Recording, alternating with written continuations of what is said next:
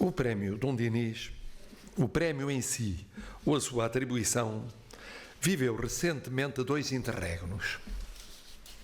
Um deles, mais longo, durou entre 2012 e 2017, por razões financeiras, no contexto que todos conhecemos.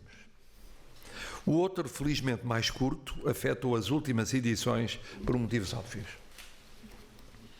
E como se não bastassem os interregnos financeiros ou sanitários, a própria instituição que o outorga, a Fundação Casa de Mateus, tem vivido, como outras, numa certa incerteza.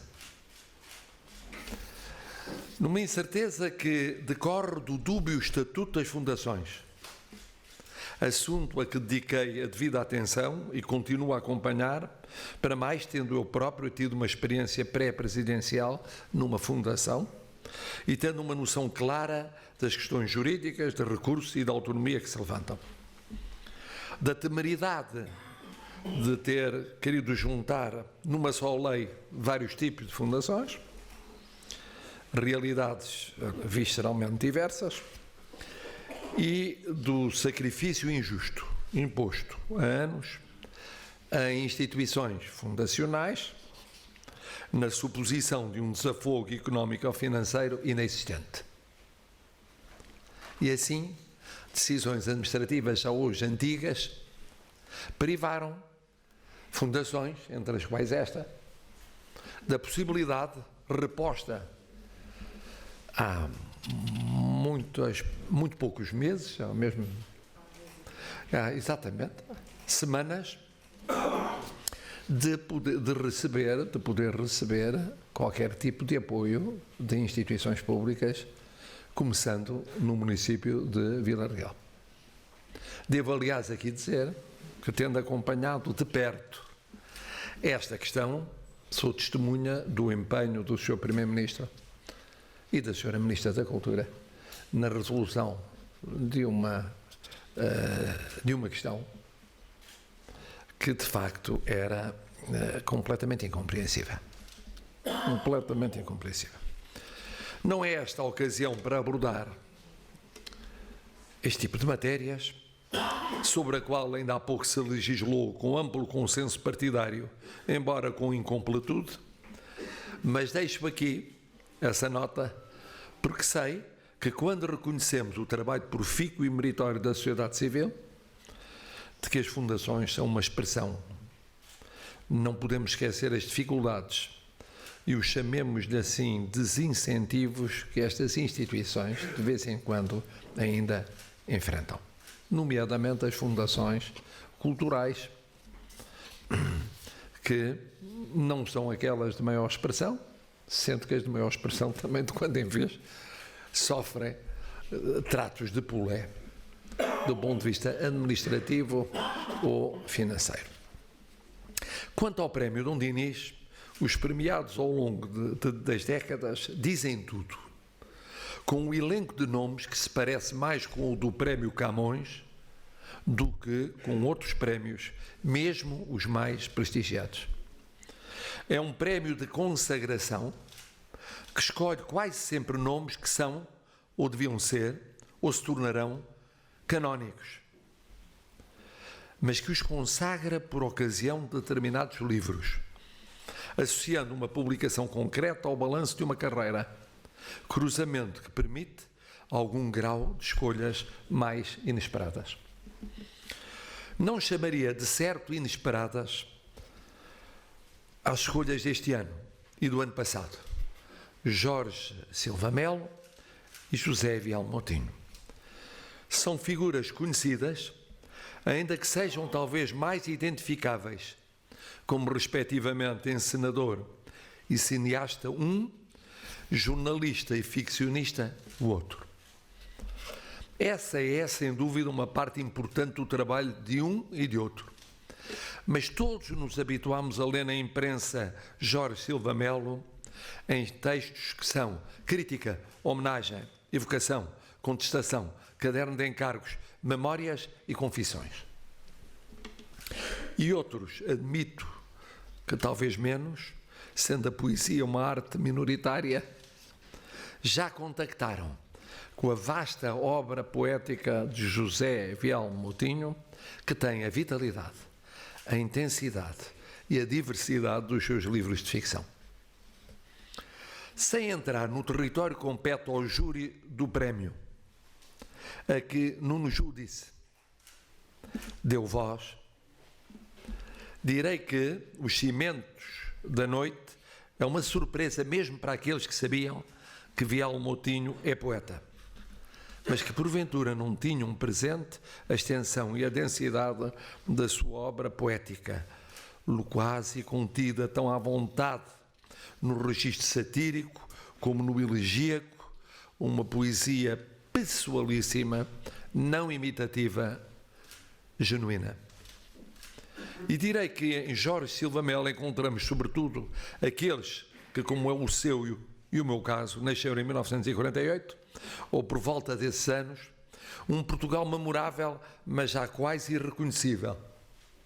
Num retrato onde o cinzento e o luminoso se juntam de modo inesperado, como se pudéssemos ter saudades de tempos maus, ou como se os tempos maus políticos não tivessem tido outra coisa que justificam a nossa nostalgia decididamente não política.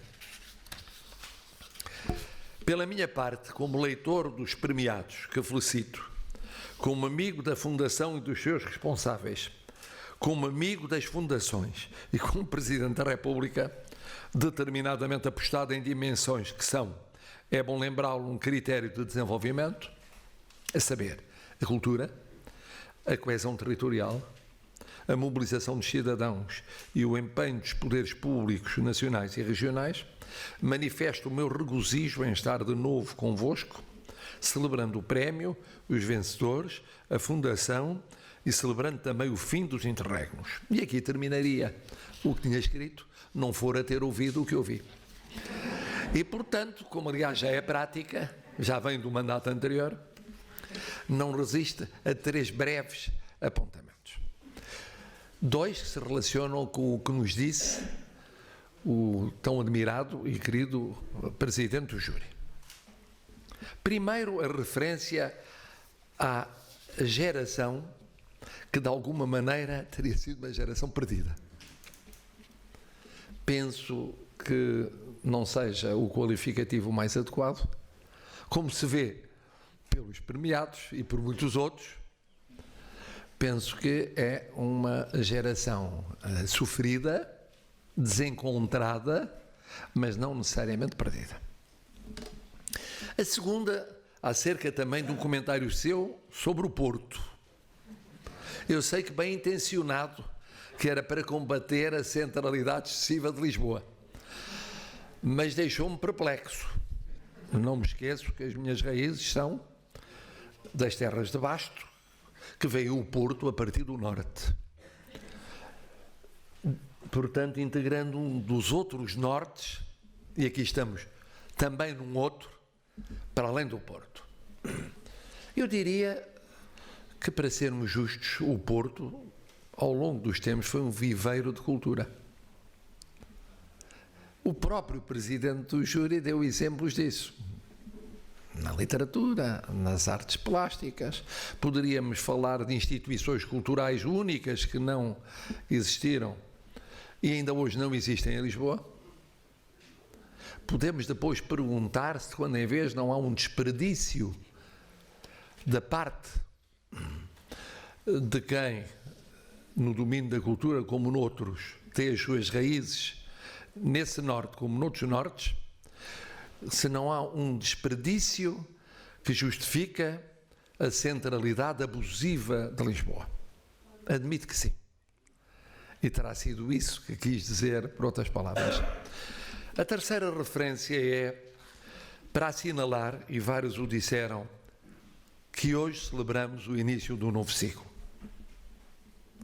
É um novo ciclo na medida em que os poderes públicos olham outra vez com mais carinho para esta fundação. É uma boa notícia.